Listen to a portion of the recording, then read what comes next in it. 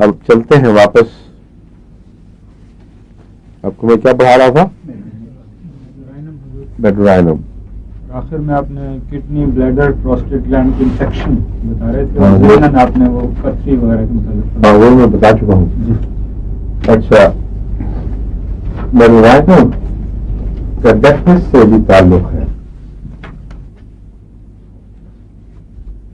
میڈورائنم میں بعض دفعہ ایسی ابسٹینیٹ خرابی ہو جاتی ہے جو بظاہر ظاہری تکلیف کی صورت میں نظر نہیں آتی، مگر معلوم ہوتا ہے اعصاب پر حملہ کرتی ہے یہ، اور خاص طور پر آڈیٹری نروس کے اوپر حملہ کرتی ہے.